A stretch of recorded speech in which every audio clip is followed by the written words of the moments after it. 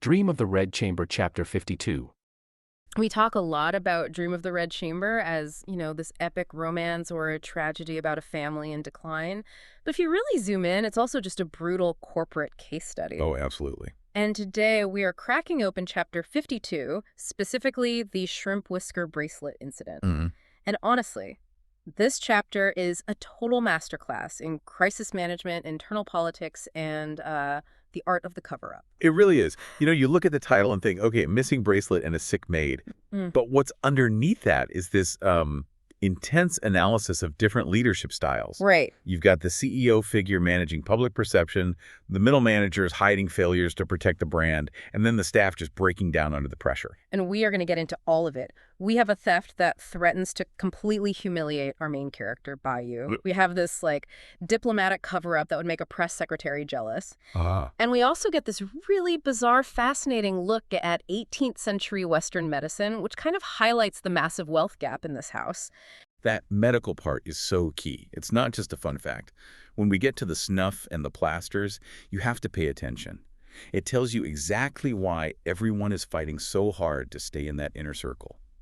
Okay, so let's start at the top, right? Up with the C-suite before we get down into the details.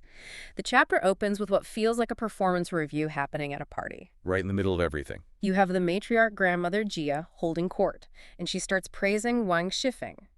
Now, for anyone who knows the book, Shifeng is the bad cop, she's the enforcer, but here she's getting all these compliments. And it's a very calculated moment. Grandmother Jia admits something she rarely does. She says, I usually don't praise you. Why not? Well, her logic is that she doesn't want Shifeng to get arrogant, big face, and she doesn't want the other in-laws to get jealous. But she breaks her own rule. She has to, because she sees how well Shifeng manages that difficult middle management layer, the aunts, the sisters-in-law. That's the hardest part of the job, isn't it? It's easy to be nice to the golden boy Bayou, but keeping all the bitter, overlooked relatives happy, that takes real skill. Precisely. And Xifeng's response to this praise is it's what makes her so compelling. There's this heavy superstition at the time that too much cleverness shortens your life. You burn too bright, you burn out fast. So it's almost a backhanded compliment. You're so brilliant, you're probably going to die young. In a way, yeah. So Xifeng has to deflect that bad energy immediately. She doesn't just say thank you, she flips it. She points right at the matriarch and says, that can't be true. Because you, old ancestor, you're 10 times smarter than me, and look at you, you're blessed with a long life. She uses the boss's own success to disprove the curse. That's so fast. But then she takes it a step further with this joke. She says, I'm not going to die. I'm going to live 1,000 years. And she says something like, I'm waiting for you to go first. Otherwise, what's the point? Exactly. And then the punchline. Yeah. Grandmother Jia calls them both old demons or old monsters who will be left behind when everyone else is gone. Which is the perfect setup for what happens next. Because while Jifeng is up there talking about power and immortality, down on the ground level in Bayou's apartment, it's all falling apart. The transition is so stark. We go from the laughter of the main hall to Bayou's quiet quarters. It smells like medicine, and all the servants are gone. This is where Bayou gets home and finds his favorite maid, Qingwen, sick in bed. But his whole support team is missing. Musk Moon, his steady, reliable aide, is nowhere. And Qingwen is immediately suspicious. She's lying there with a fever, face bright red, but her mind is just racing. She tells Bayou that Musk Moon went off with Pinger, who is Zhifeng's chief of staff, and they were acting all secretive. She calls it sneaky. Qingwen has a nose for trouble. She knows that when the chief of staff pulls a senior manager into a private meeting, it's never good news. And she's right. Bayou kind of tries to brush it off, but his curiosity gets the better of him. And he does something that just reminds you he's still a teenager. He sneaks out the back door to go eavesdrop under a window. I love this part. We're suddenly crouching there in the dirt with him, listening in on this conversation that's about to solve the mystery of the shrimp whisker bracelet. And the news is bad. Pinger is debriefing Musk Moon. A bracelet was stolen. But it wasn't an outsider. It wasn't one of the poor relations, which is what everyone assumed. That was the easy story, right? Blame the poor maids from Aunt Sing's house. It fits the whole narrative of the outsiders are the problem. It's the convenient narrative. But the truth is way more damaging. An older nanny found the bracelet, and she figured out who the thief was. It's a girl named Sweer. A junior maid who works directly for Bayou. It's an inside job. That's a manager's nightmare. Your own team member, your responsibility is stealing from the company. And stealing while everyone's distracted. It makes Bayu's whole house look undisciplined. If Xufeng finds out officially, her hands are tied. Theft means expulsion, maybe worse, public humiliation. Pinger has the evidence. She works for the old demon Xifeng. Her job is to enforce the rules. But she decides to bury it. This is the moment Pinger really shows she's different from Xifeng. She engineers this very sophisticated cover-up. She tells Musk Moon she's already lied to their boss. She lied to Xifeng. That seems, incredibly risky. Extremely. She told Xifeng she found the bracelet herself. And I love the little detail she adds. She said she found it in the garden, yellow and glistening in the snow after the sun came out. Ah, the specific detail. That's the key to a good lie, isn't it? It makes it sound real. Exactly. Xifeng buys it. Gets closed. But Musk Moon asks the obvious question. Why? Why protect a thief? And Pinger's explanation is just this masterclass in emotional intelligence. She gives 3 reasons, and not one of them is, I felt sorry for her. Right, this is not charity, it's politics. First, she says she's doing it to protect Baoyu. She knows he's sensitive and competitive. If he finds out his own maid is a thief, he'll be humiliated. He'll feel like his team is inferior. She's protecting his ego. She's managing up. Don't let the boss feel bad about his own department's failures. Second, it saves face for the elders, for Grandmother Jia and Madame Wang. Scandals are disruptive. And third, and this is the most pragmatic reason, she's protecting the senior staff people like Musk Moon and the head maid Sharon.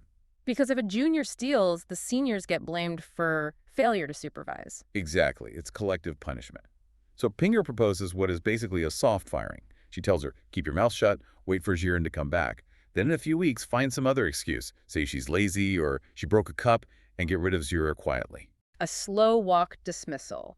Avoid the scandal, but get the same result. It's brilliant. But there's one problem. One variable. Ah, yes. The Qingwen problem.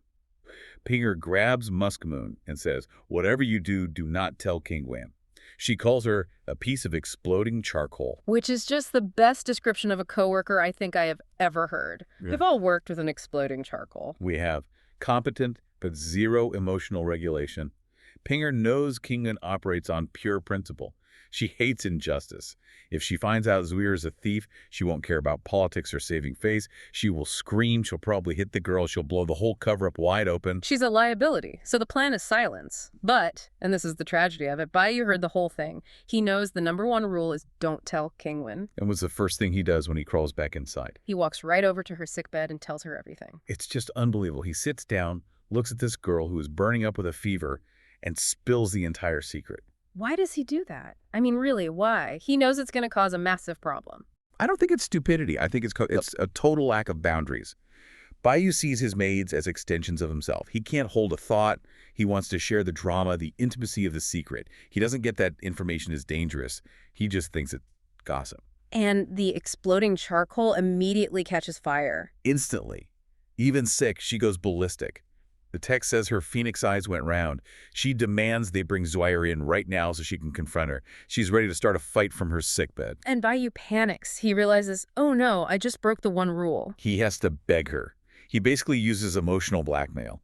He says, if you explode now, you're betraying Pinger's kindness. She risked everything to cover this up, and you're going to ruin it. And that's the only thing that works, loyalty to Pinger. Right.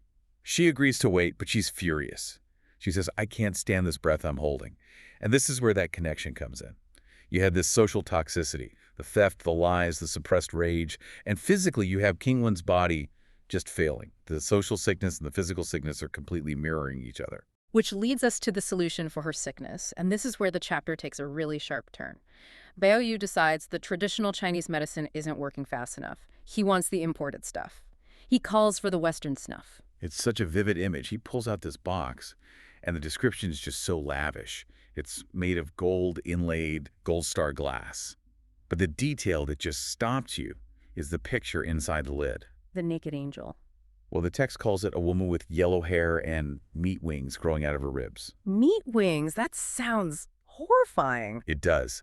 But if you're a Qing Dynasty noble who has never seen a Renaissance painting of a cherub, that's exactly what it looks like. It's a biological anomaly. It just shows the huge cultural gap. They're using this luxury Western product, but the imagery is totally alien. So Qingwen takes the snuff. It's called Wangqi.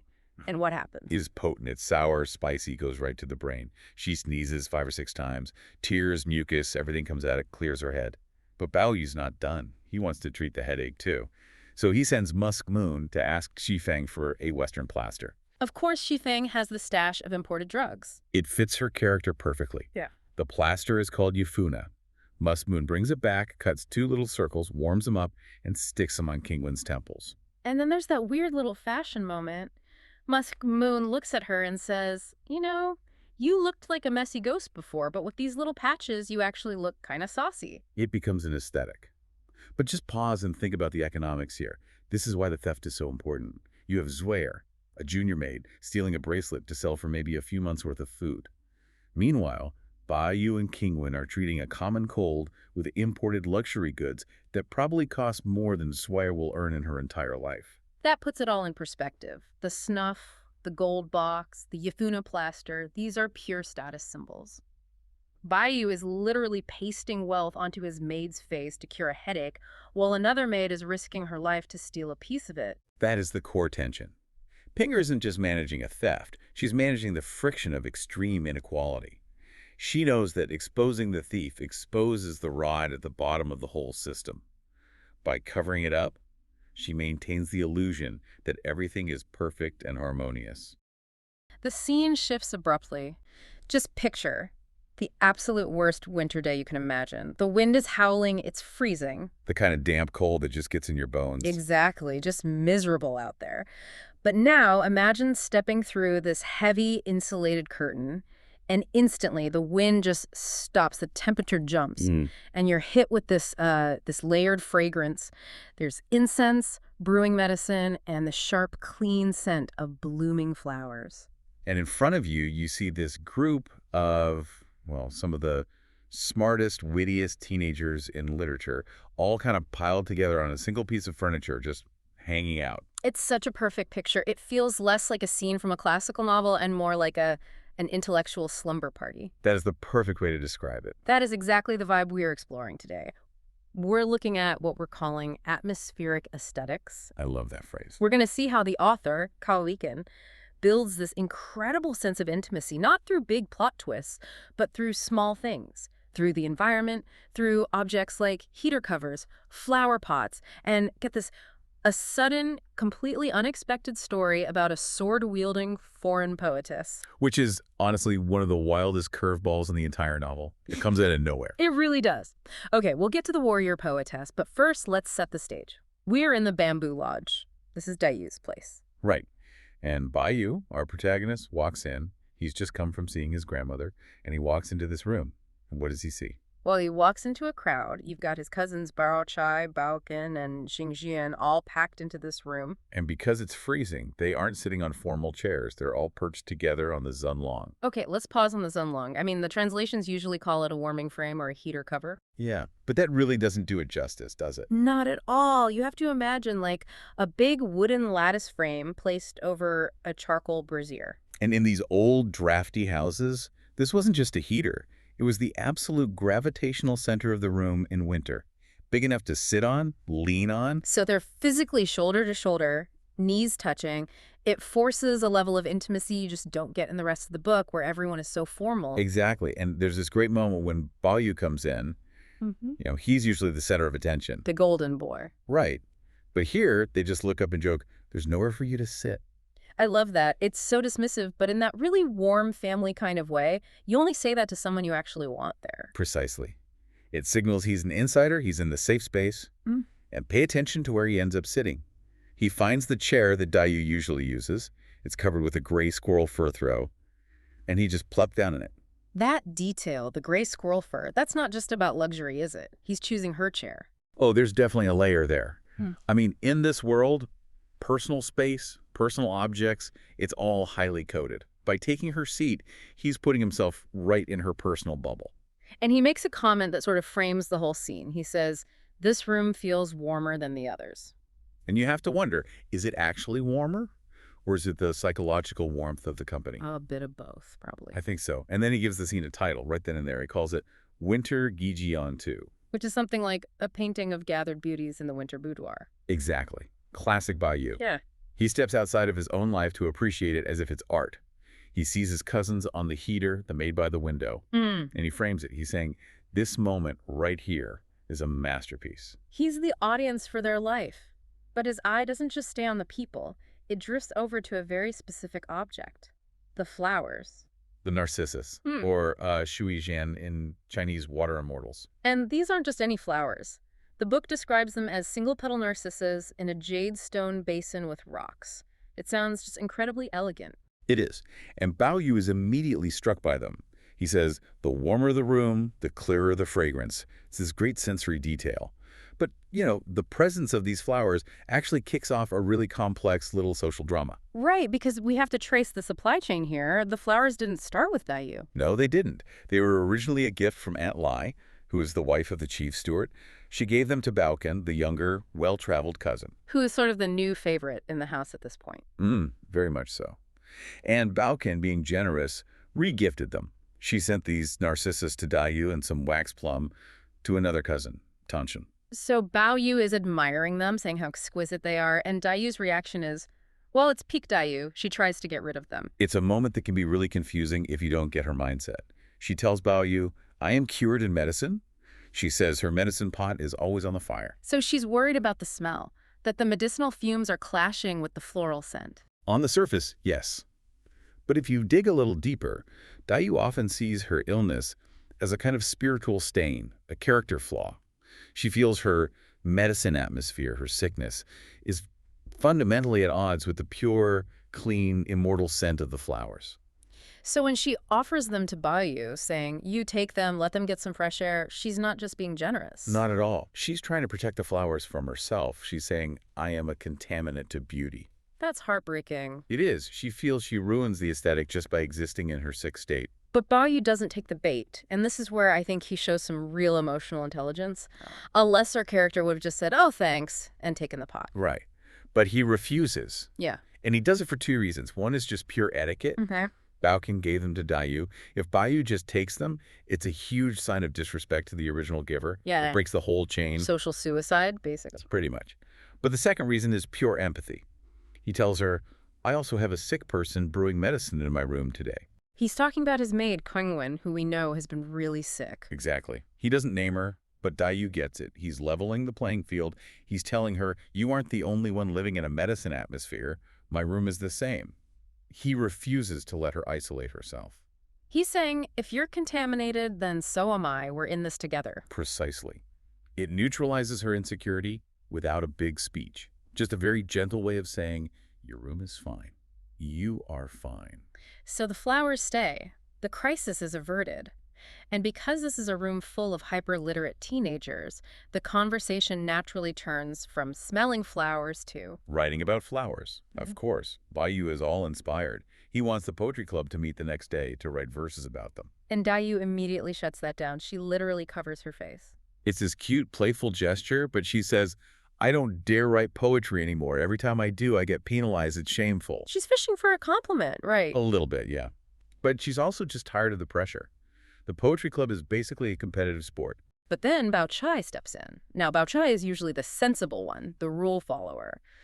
But here, she proposes a challenge that is, frankly, ridiculous. It is. She's just teasing Daiyu. She suggests they write a poem with the title Ode to the Taiji diagram. The yin-yang symbol, which is already a super philosophical, heavy topic for a casual hangout. But the topic's not the hard part. It's the constraint she adds. She says they have to use the one jian rhyme scheme. Okay, we need to break this down because Chinese poetry rules are intense. Go ahead. What is the one jian rhyme scheme and why is it a nightmare? So in classical Chinese poetry, rhymes are all sorted into strict categories. Bao Chai isn't just saying use this rhyme family. She's saying they have to use every single rhyming word available in that category. Every single one? Every one, in a single 5-character regulated verse. It's like saying, write a profound sonnet, but you must use every single word in the dictionary that ends in azaation. So it's just a word salad challenge. You can't make good art that way. You can't. And Baoken, the world traveler, she calls it out immediately. She's the voice of artistic integrity. She says, that's not poetry. That's just stuffing words from the I Ching and shuffling them around. Stuffing words. I love that. She's arguing that just because something is difficult doesn't make it good. Which is such a key insight. They have strong opinions on aesthetics. They value genuine flavor over just following rigid rules. And this debate is the perfect setup for the bombshell Boken is about to drop. This is where the episode just takes a sharp left turn. We go from a cozy room and all the way to the West Sea. Yeah. Boken decides to illustrate her point about real talent by telling a story from her childhood. She says when she was 8, she went with her father to the coast to trade for foreign goods. And there she met a girl from the kingdom of Zenzen. And we had to pause on the description here because the author goes all out. This girl is 15. She has golden hair, braided and draped in coral, cat's eye gems, and emeralds. Golden hair and emeralds, it's so striking. But it's the outfit that gets me. She's wearing a vest made of gold wire woven chainmail. Chainmail. We're in a story about poetry and tea, and suddenly there's armor. And to top it off, she's carrying a Japanese sword, a wo dao inlaid with gold and gems. A golden-haired, chainmail-wearing teenage girl with a katana. It's like an anime character just got dropped into the novel. It completely shatters the aesthetic of the room. Bayou's reaction is perfect. He just says, even paintings aren't this good looking. He's completely captivated. But Baoken's point isn't just about how cool she looks. It's about her mind. Right. That's the whole contrast. You have this martial, foreign exterior, but inside, this girl has a mastery of Chinese culture. Baoken says she knew the 5 classics. She could write poetry and lyrics in Chinese. And her father even got a translator to write down one of her poems. Which, of course, creates a total frenzy in the room. Bayou is begging, show it to me. Show me the poem. But Baoken plays coy. She says it's back in Nanjing. And Dayu, who's like a human lie detector, immediately calls her out. You're lying. I know you brought everything with you. And Belkai tries to cover for her. But eventually they give in. They'll recite it from memory. But, and I love this detail, they can't just recite it for themselves. They need the proper experts. They send a maid running to get Shan Yun and Shangling. Right. The poetry madman and the poetry nerd, because a masterpiece from a foreign beauty requires the proper audience. And that's the irony, isn't it? If this girl's from the kingdom of Zenzen, you'd expect her poem to be, well, alien. But it's not. It is classic, refined, and deeply sentimental. So Baoken recites it. What stands out to you in the poem itself? Well, it's technically perfect. It has images like island clouds steaming the ocean, but the real core is in the middle, she writes. The moon has no past or present. Love naturally has shallow and deep. The moon has no past or present. That feels incredibly modern, almost existential. It does. It's like she's saying the moon is this universal concept, but human emotion love, that's what's variable and has depth. And the poem ends with this longing for China, asking, how can I not care? So just to recap, we have a girl in foreign armor with a sword on the coast of the West Sea, writing a poem about how much she misses Chinese culture. And doing it better than the locals. That's what the group concludes, right? That's their verdict. They are floored. They openly admit she beats us. That's a huge admission. I mean, usually in literature from this period, the civilized center looks down on the barbaric periphery. But here, they're bowing to her talent. It's this amazing moment of cross-cultural recognition. They realize a poetic soul isn't bound by ethnicity or geography. Even someone who wears chainmail instead of silk can understand the Red Tower dream. Wait, did you say Red Tower Dream? I did. The poem explicitly uses the phrase. It's a total meta-reference. It's like the character is winking at us, the reader. Wow. So it disrupts their entire worldview? Right. It suggests that culture isn't something you're just born into. It's something you feel and understand. Exactly. It expands the boundaries of their little world.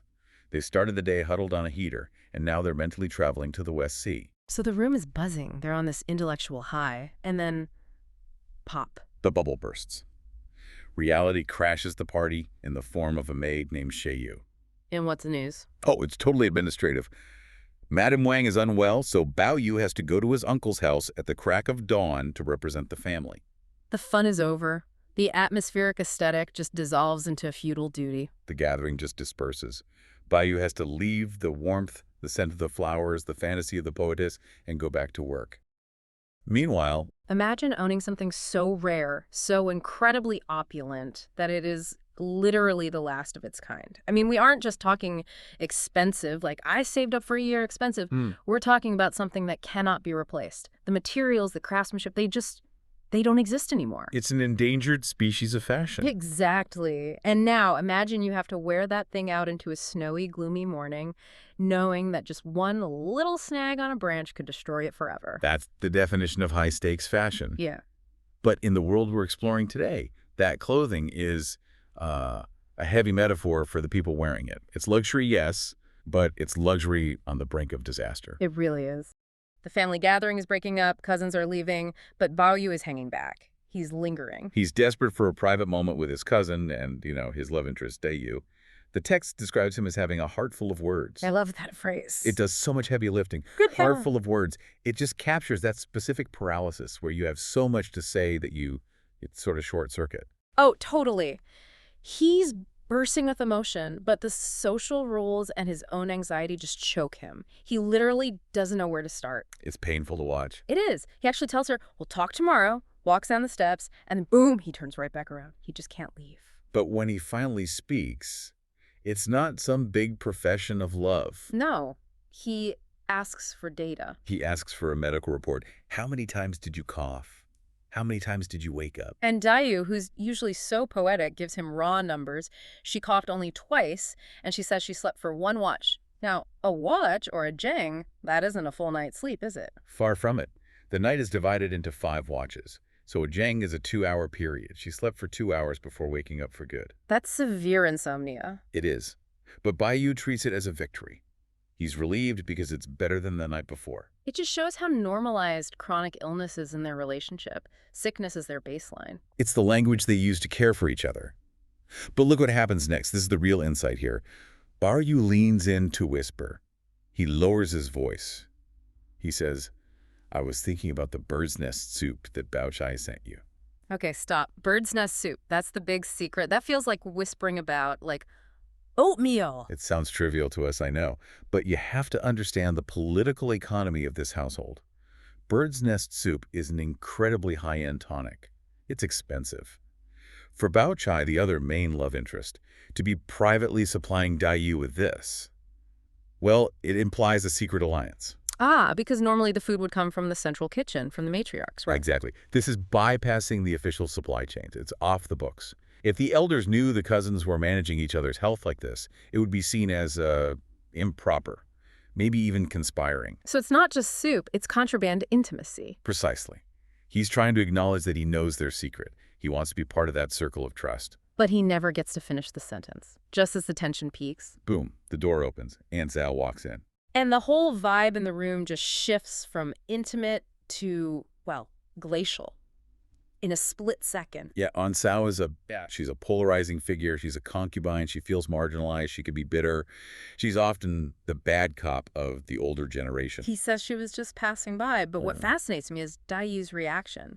1 second, she's this exhausted, sick girl whispering with Bayu. The next, she transforms. The social mask comes down. Dayu often gets criticized by readers for being moody, but look at her skills here. Flawless. She smiles, offers tea, makes small talk about the cold. She performs the role of dutiful niece perfectly. Why, though? Is she afraid of Aunt Zhao? She's managing risk. Aunt Zhao's a known gossip. If she sees Bayu and Dayu whispering together in a bedroom, she could twist that into a scandal. Dayu knows this. She is protecting them both by performing extreme politeness. And she's multitasking while she does it. The text says she shoots a look at Bayu. And Bayu, to his credit, gets it immediately. The text says he caught the meaning. He realizes his presence is a liability now, so he plays his part and exits. It's a tragic kind of telepathy. They understand each other perfectly in silence, but can barely speak out loud. That's the core tension of their lives. The luxury they live in comes with a total lack of privacy. There's always someone watching. So Baoyu escapes that awkwardness and heads back to his own quarters. And this brings us to the night watch.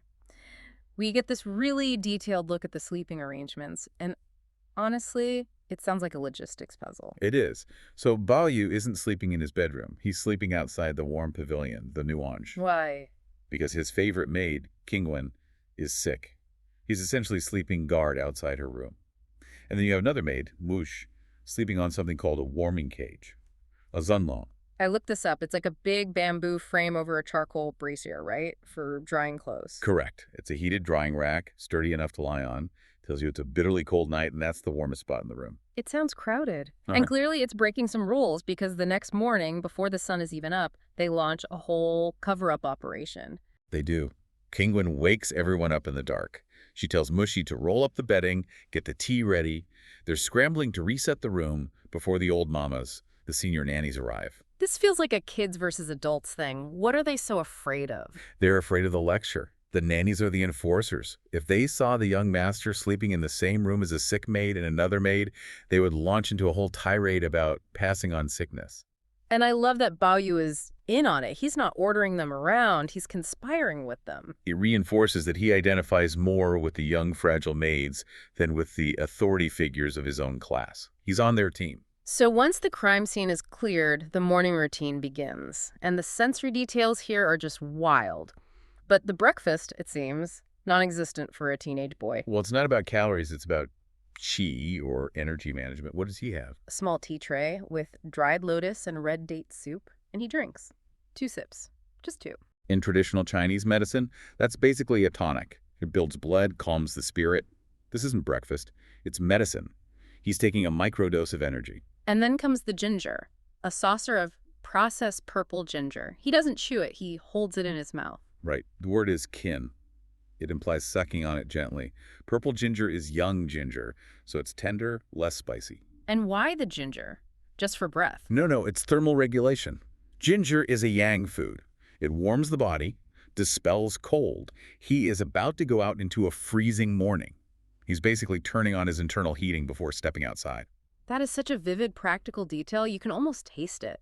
And speaking of the cold, they check the weather. It's gloomy. It's definitely going to snow. And in the Jia household, the weather report dictates the wardrobe. Which brings us to this peacock gold cloak. Baoyu gets to his grandmother Jia's room. It's a warm scene. Grandma's awake. Another cousin is sleeping in the background. But let's look at what Baoyu is already wearing. Oh, he's stunning. Lychee-colored archer's sleeves, a red felt coat with gold embroidery. He looks like a walking jewel. And yet, Grandmother Jia takes one look at him and goes, "Nope, you'll freeze." That is universal grandma energy right there. It doesn't matter if you're wearing gold embroidery. If it's not warm enough, it's not good enough. So she orders her chief maid, Yuan Yang, to fetch the Qingwen.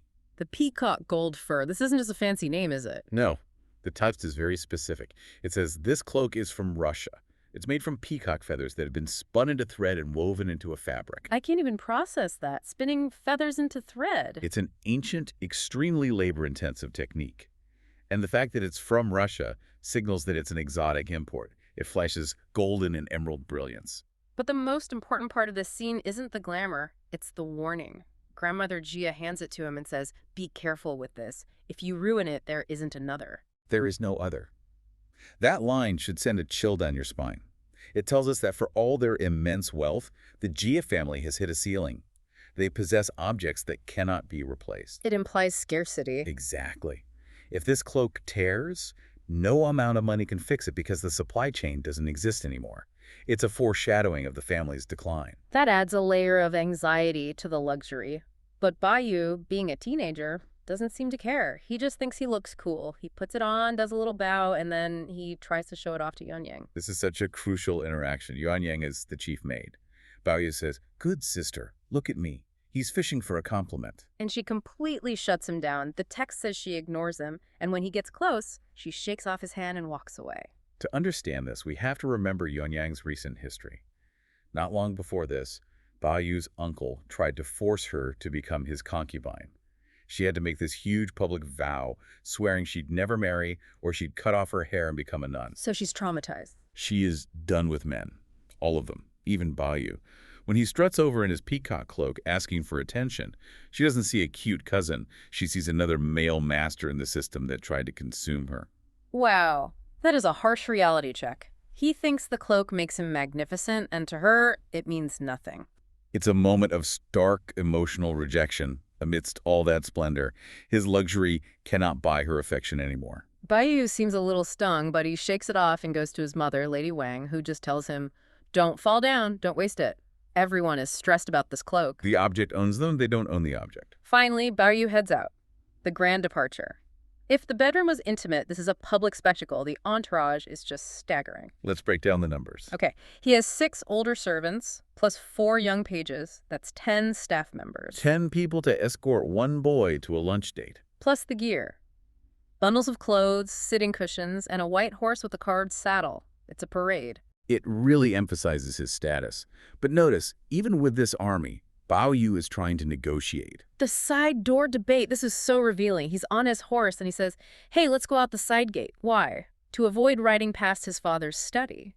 His father, Jia Zheng, is the ultimate disciplinarian. Even though his father isn't home, Bao Yu is terrified of the physical space that represents him. Custom dictates he must dismount and walk past as a sign of respect. He's trying to be lazy. And listen to how the servants push back. They don't say no, master. They bargain. They say, okay, we can take the shortcut, BUT. If we run into the steward Laida or your Uncle Lin, we are in trouble. They say they will blame us for not teaching you manners. That's the key.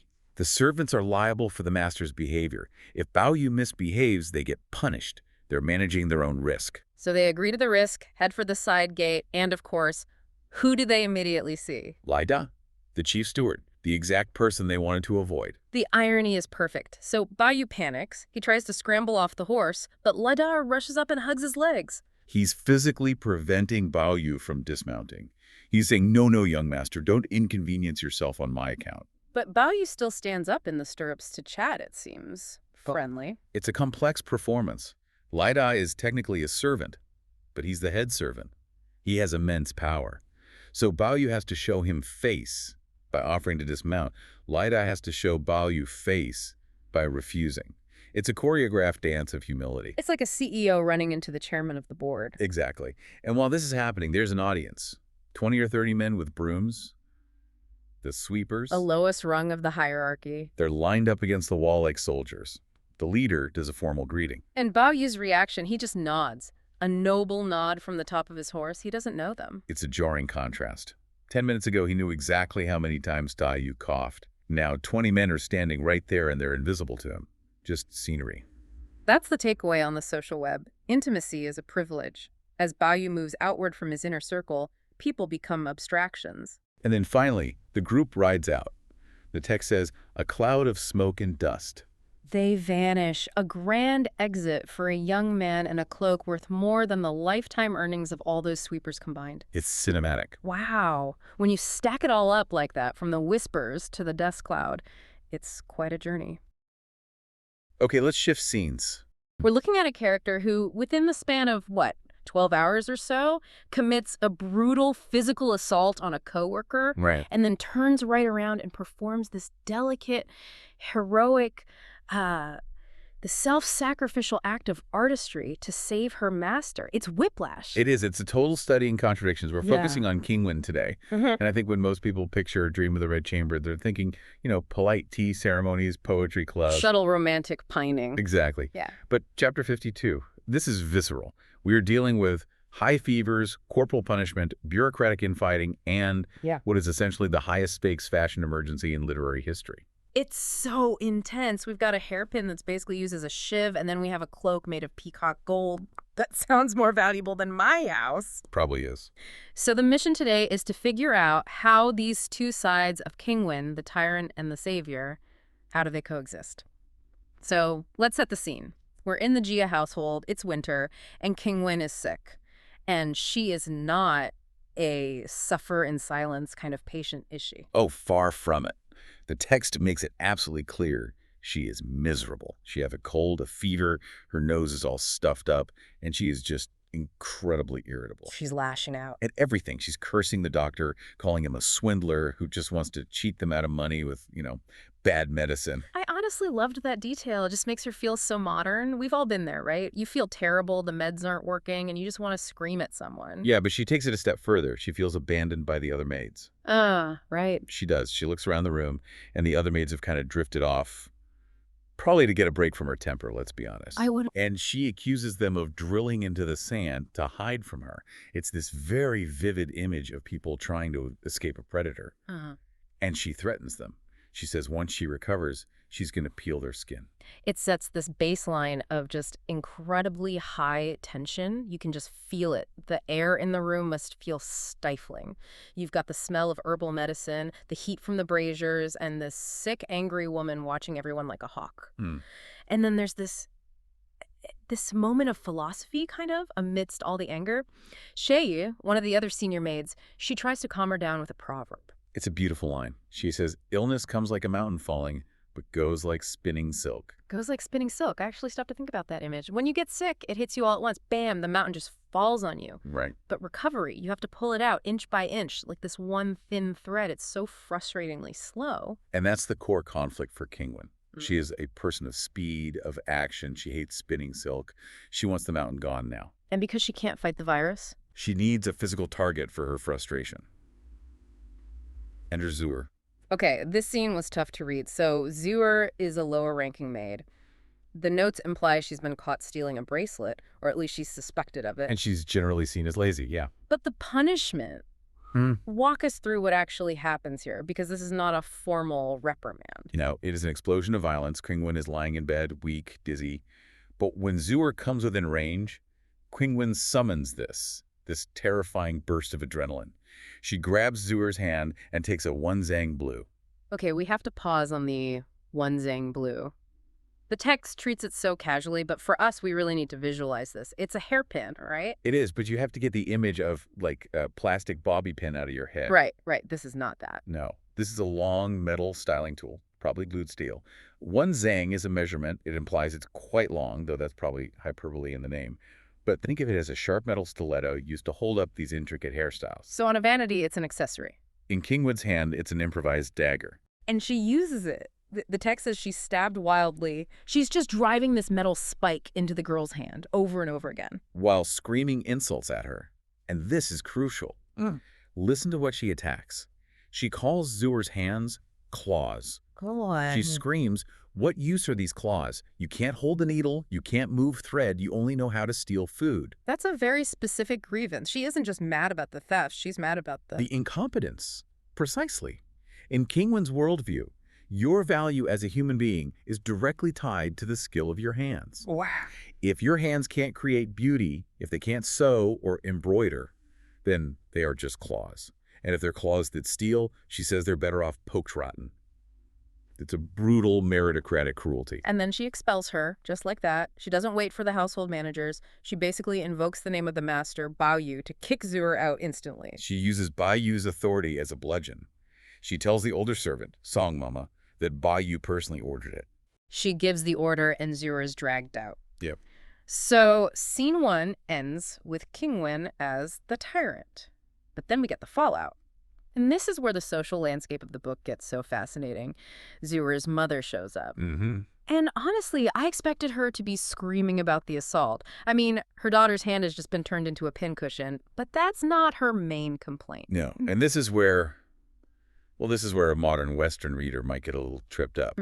The mother is upset about face, about procedure. Right. She's a senior servant, a wife of a servant. She feels that the way her daughter was fired haphazardly by a sick maid without any formal process was disrespectful to her status. It's like being fired via text message, but worse, because it insults your whole family's standing in the company. That's a great way to put it. It's a violation of the social contract. So the mother comes in to argue, but she makes a huge tactical error. The name controversy. She tries to catch Qingwen on a technicality to get the upper hand. She attacks Qingwen for how she addresses the master. Right. She accuses her of being a savage because she calls him Bao Yu just by his name instead of master or yi. She's basically saying, you think you're so high and mighty, but you don't even know the basic rules of respect. It's a bold move. She's trying to frame the maids as unruly, undisciplined. Yeah. But Shay, the same maid who gave the proverb earlier, she steps in and essentially acts as a defense attorney. Oh, and Shay's rebuttal is brutal. It's a masterclass in you don't know who you're messing with. What's her first point? She appeals to the Supreme Court, the grandmother. That old lady. Yep. She explains that the old lady specifically ordered everyone to call him Bao Yu by his childhood name. There's a superstition that using a common affectionate name makes a child easier to raise. It protects them from evil spirits who might get jealous of a grandiose title. So by calling him Bayou, they're not being rude. They're actually following the highest order of the matriarch. Correct. And then Shay twists the knife. She points out that the mother works outside the third gate. Ooh. Yeah. In these massive estates, there's a strict divide between the inner quarters, where the family and close mates live, and the outer quarters. Shi basically says, "You're an outsider. You don't know how things work in here." It's the ultimate "you can't sit with us" moment. She's saying you don't have the security clearance to understand why we speak this way. And finally, she just uses pure logic. Yeah. She says, "We report to the old lady and the madame hundreds of times a day. If we had to say Master Bao Yu or Young Master every single time, our mouths would fall off." She asks, "Do you expect us to say Master 200 times a day?" And the mother just crumbles. She realizes she's walked right into a trap. She has to shut up, and Zhuer has to bow to the maids, who just ignore her and leave. It really cements the power of these maids. I mean, they're servants, technically, but within their domain. They're untouchable. Untouchable, as long as they're useful. Which brings us to the crisis. The crisis. Okay, so imagine this. You have borrowed a vintage, one-of-a-kind couture gown from a museum for, like, the Met Gala. It is irreplaceable. And the night before the event, you accidentally burn a cigarette hole right in the front. Okay, yeah. That is the level of panic Bao Yu is in. That is a perfect analogy. Bao Yu comes home absolutely devastated. Yeah. Grandmother Jia had gifted him a cloak made of peacock gold thread. It's rare, it's Russian imports, it's flashy. But he burned a hole in the collar with a hand warmer. And he has to wear it the next day for a major family gathering. It's a huge deal. If he doesn't wear it, the grandmother will be offended. If she sees the hole, he looks irresponsible. It's a disaster. So they do the logical thing. They send it out to the professionals. They bundle it up and send a servant to scour the city. They go to the best weavers, the specialized tailors, the master embroiderers. They offer any amount of money. I know. One by one, the professionals turn it down. Why? These are the experts. Fear. Pure fear. They look at the material and they don't even recognize it. They don't have the specific peacock feather thread to match it. And they are terrified that if they touch it, they'll make it worse and be held liable for a fortune. So the entire industry of the city says... No, thank you. It just emphasizes how impossibly rare this object is. So Bayou comes back, resigned. He's ready to face the music. He says he'll just be swept of excitement. His day is ruined. And this is where Qingwen steps up. Right. Remember, she's dizzy, she's feverish, she just finished screaming at everyone, but she looks at the cloak and says, "Let me see." She realizes she's the only one. She knows they have some peacock thread in their inventory. It's not a perfect match, but she understands the weave structure. She knows she can camouflage the patch if she's careful enough. But the physical cost, I mean, she can barely sit up. The text describes her as head-heavy, body-light. She's seeing gold stars spinning in her vision. That's hypoxia. That's fever delirium. But she says, "I'll struggle for my life to do it." I want to get into the weeds of the actual mending process here, because the book treats it like a technical manual. This isn't just she sewed it up. It's like a surgical procedure. It is. First, she has to rip the lining to get access to the back. Then she calls for a bamboo bow. It's a specific tool about the size of a teacup, used to stretch the fabric taut over the hole, like a tiny localized embroidery hoop. And she uses a gold knife. Yes, a small precision knife. She has to scrape the burned edges of the hole to make them loose and soft so there's no hard ridge. Then comes the hardest part. She has to take the peacock thread and split it. Split the thread itself. Oh, yeah. She has to separate the warp from the weft and then weave it back and forth, mimicking the original loom pattern by hand. And she's doing this while feeling like she's about to pass out. She can only do 3 or 4 stitches at a time. Then she has to collapse back onto the pillow, close her eyes, gasp for air. Then she forces herself up again. 3 more stitches, collapse. It's agonizing to read. And the dynamic in the room just flips completely. Bao Yu, the master who has servants for everything, he becomes her nurse. It's a really touching, intimate reversal. He's bringing her boiling water to sip. He's massaging her back. He puts a squirrel fur cape over her shoulders to keep her warm. He's pleading with her, saying, "You'll ruin your eyes, let's just give up." But she refuses. Why does she refuse? Why kill yourself for a cloak? I think it goes back to the clause. This is her proving her worth. The outside world failed. The other maids failed. She is the only one who can do this. It validates her arrogance. It proves that she deserves her place in the hierarchy, even if she breaks the rules sometimes.